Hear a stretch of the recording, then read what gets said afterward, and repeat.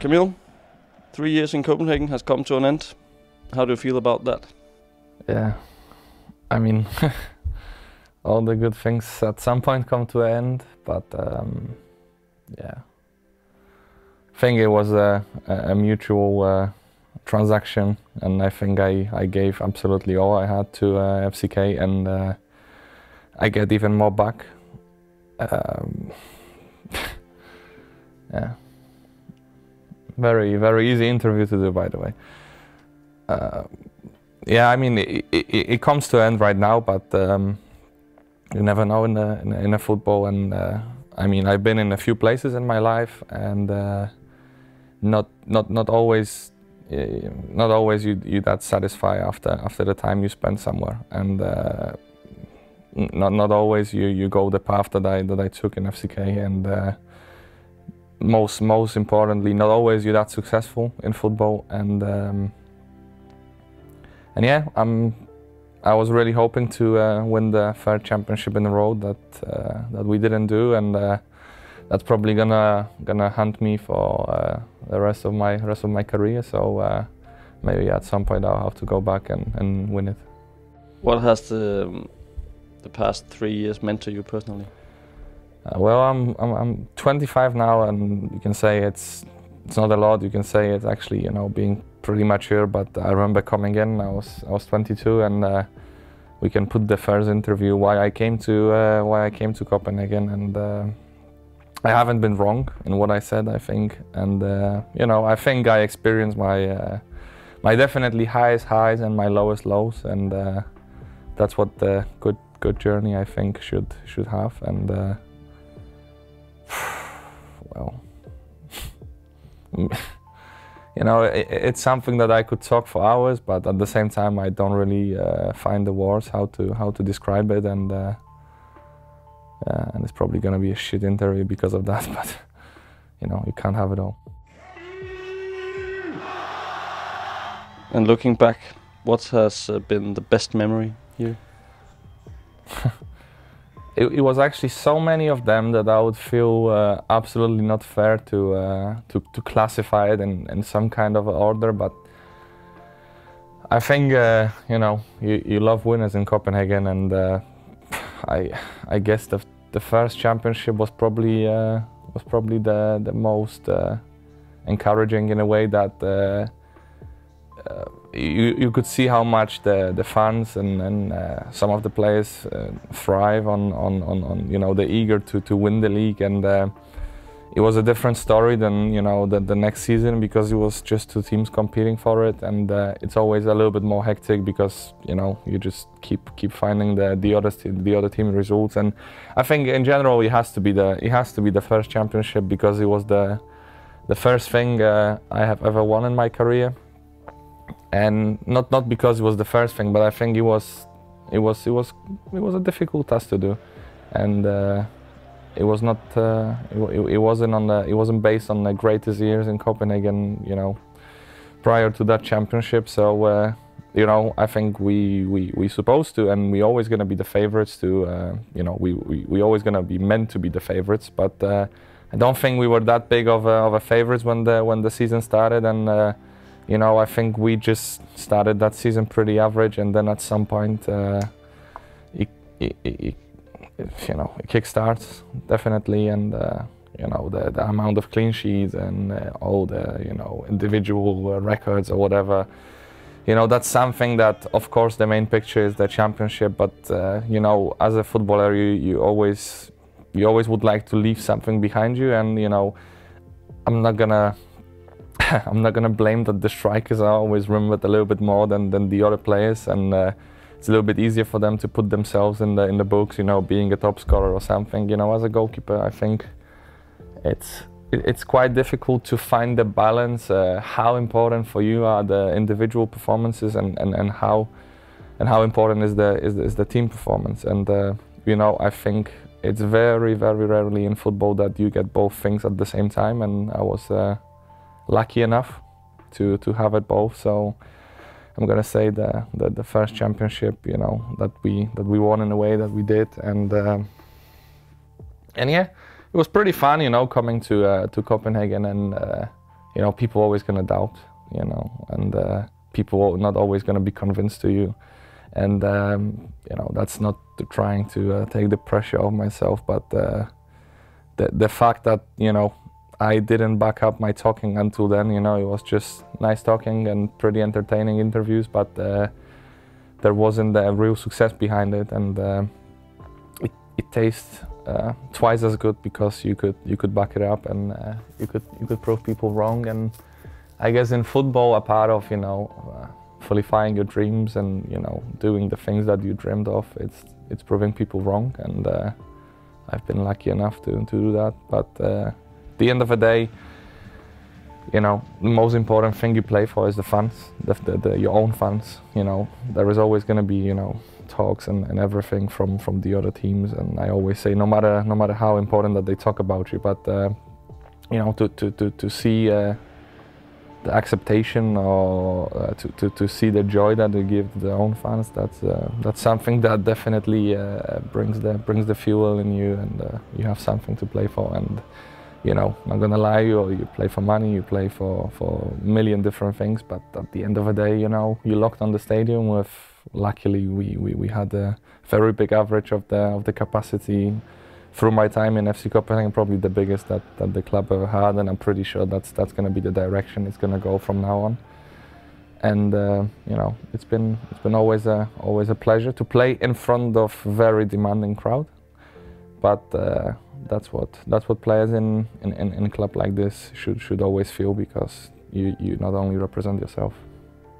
2 championships, 1 cup, 2 times Champions League, and also a huge part of making club history also in the Champions League. Looking back on your merits, what do you think about what you achieved here? You know, if we would have the third championship, the conversation will be not slightly different, it will be completely different. I mean, I can only talk about myself, that I don't really live the past. I mean, it's probably gonna seek in what we have achieved meanwhile, but for now on, unfortunately, it's gonna be, you know, bittersweet or whatever you call it, that we haven't won it. And you know, I'm trying to focus on now. And even if you ask me about the Champions League and everything, great achievement, but it's done at some point, and all you care of is winning the league. And you know, as long as you don't have that funny looking silver trophy, it doesn't feel good at all. And I hope at some point I will be able to kind of shake it off and focus more, once I'm gone, about the nice things that I should remember. But you know, I mean, it's probably not going to be the nicest of the quotes, but the biggest lesson I took from my time in here is the first season, that we haven't won what we worked the whole year. And I never get tired of winning, but the feeling you have doing something one year, just at the end of the season, throw it out of your own hands, literally, that hurts. And that's probably the main lesson I took. But of course, the time was successful. You can't deny that, and nobody's gonna deny that. But you know, it's 2023-24 season. It's not a year ago or 2 years ago that we can mainly talk about. And yeah, it was a good time. Yeah, I can see it. It still it hurts. How has these last months been for you? Obviously, not the ending you and everyone wanted. I mean, a roller coaster, right? You can say whatever you want, that we focus more on the Champions League rather than Super League, which is a bullshit. You know, you try to win all the competitions that you play for, and it's a cheap excuse to say at the end, we were focused on something different. That's not true. And if somebody say that, then I'm gonna give him a slap on the back of the head, because that's not the case. You know, he will be since when we started the season pretty well, being a #1 for a long period. Then we lost it for a little bit, get it back. Then I think November we lost the first spot, and we only got it back for 1 round in May. So that's a long time not to be a #1 for playing for FCK. And Yeah.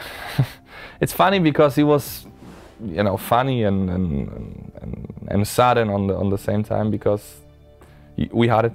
You know, you literally went to a point when we got certain amount of chances, another chance, another chance, another chance to get back, and when you really think that we took the last possible chance we had, which turns not to be the case, because if we would win the AGF game, we would still have a chance, and of course maybe the outcome wouldn't be different. But we kind of get that you know, that the situation was very rarely in football that you keep getting chance after chance after chance, and once you thought it's all done, when we lost Derby at home, then we lost in Nordsjælland, and you almost think that it's again lost, and then you win 4 games in a row or 5, and suddenly you're number 1 again, and then that game in Parken, and then, you know, completely throw it off later on in the next game, and then you suddenly number 3 that nobody really cares about. And you know, as long as it makes it feel a little bit better that Brøndby didn't win, I have to say that it makes me feel a little bit longer, because otherwise my quote would be taken out, what I said several times, and yeah. But you cannot build your happiness on someone failing. You cannot do that. I mean, if you do that, then you're a very rotten person. So not. But just coming back to the beginning, I think what I needed in my career was FCK at that time, and what FCK need was me. And maybe it's not gonna sound very nice, but I think we were the perfect match, and I was probably one of 1,000 or tens of thousands people that could do that job, and I did it, and it was just meant to be. And I would never think that's how it's gonna go the moment I joined, but more and more I get into the club, then I realize, okay, it's not the only place that I'm gonna make money, it's not the only place that I'm gonna make friends, because I made way more than just a friends in here. There is a group of players that I absolutely love, and I love to spend every minute on the away trip, every minute on the training camps, and every minute on the training ground, and that's probably relationships that's gonna last forever. And you know, it's a very big coincidence that you meet people in your life, and they actually stay in your life. That's even bigger coincidence. So I think being successful, it's one thing, but I was successful as a human being in the dressing room, that I get to know people that I know for the rest of the life, and I'm not even sure if I remember more the people or more the success that I had, and that's a very nice problem to have in the head, to be honest. And yeah, and as I said, I think it was meant to be, and it was the right match at the time.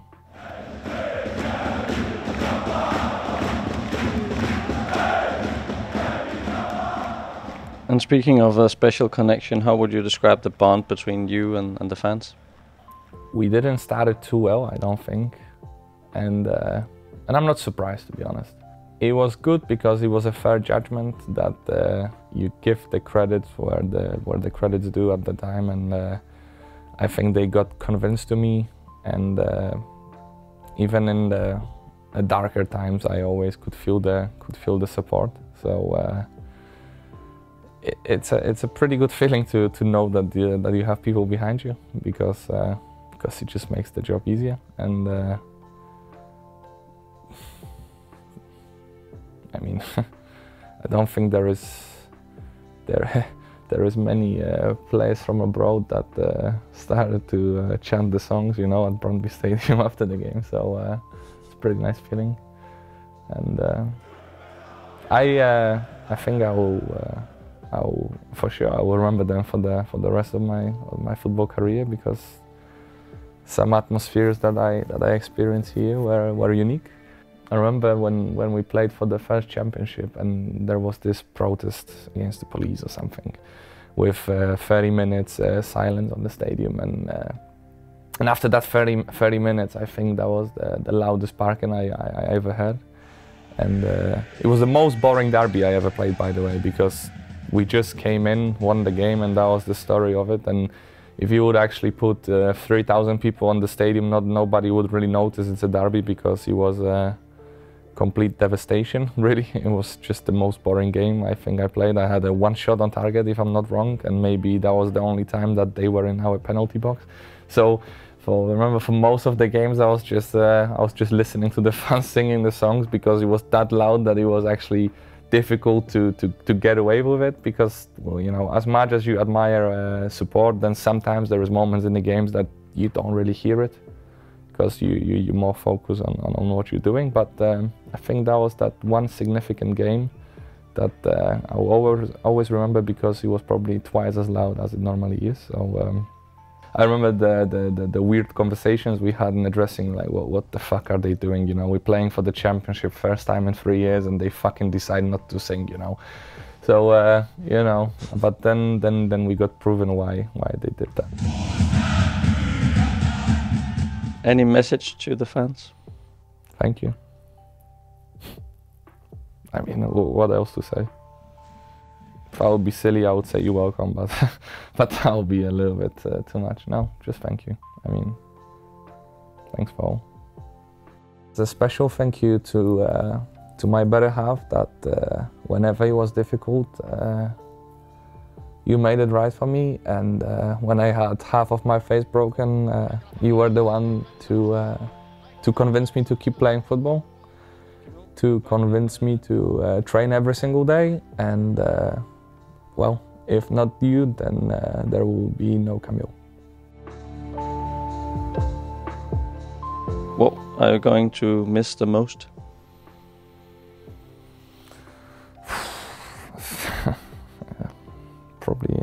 Probably everything. Yeah. Now, you know, football is like big part of people's life, and you know, you just casually walk outside with your dog, and suddenly you see someone in FCK t-shirt, and you know, you can see that everywhere, but here it's even part of the fashion. I feel sometimes like it's actually a nice thing to have a white t-shirt on you, which is absolutely right, I have to say. But you know, I'm probably gonna miss that look, and I'll probably miss that little shyness of people in Copenhagen, or maybe that respect towards us, because as much as you know that you are recognized, you're not bothered, in a way that people really respect your self space, let's say, outside, and they very nice, welcoming. They will always say hi, they will ask a question or two, but it's never in your face, in a way that you're doing something and you just get disturbed, can I have a picture, can you sign that?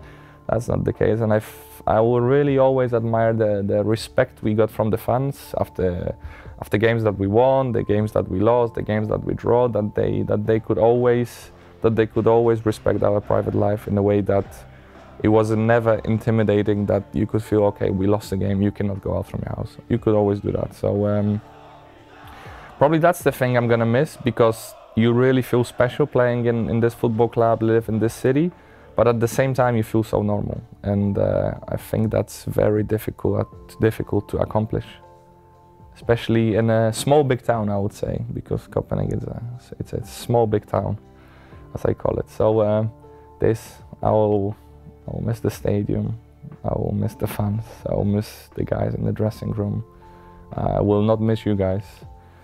I didn't think so. I will miss the away fans, thinking that they can make me feel bad. I'll miss it all, you know. I will miss it all.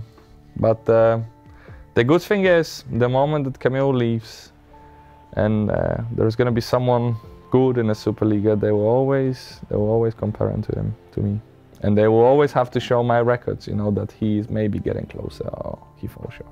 So that's a good thing. That this thing I will not be very calm about it. You know, I am very proud of myself that I put myself in the books. That not only that I was part of the very successful team, but I have my own records that actually were held for a long time, and it was Kamil to take it. So that's very nice, to be honest.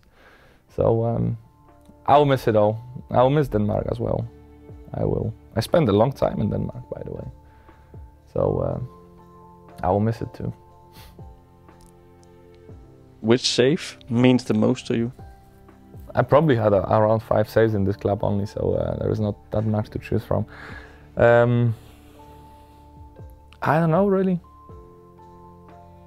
The most underappreciated how important the point was that the save I had against AEGF when we draw 0-0 away, because at the end that point made a big difference.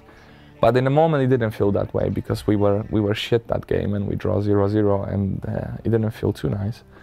But I would say this was the best save, I think. Is that I don't think it means the most to me, but the most, I think the penalty save against Randers probably was very important back then. It was, you know, it was when it was needed the most. Maybe the line clearance against Herring, maybe that one. There was few. There was definitely few saves that was needed. So maybe the own goal that Valde tried to score against Viborg last season. So there was few, but I don't really like to generalize in a way that which one was the best. You know, they were there in the right time. They were needed to be made. So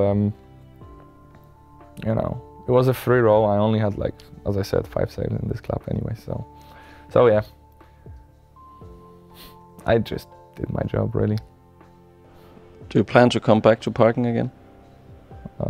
I think I will for sure be back as a fan. That's guaranteed.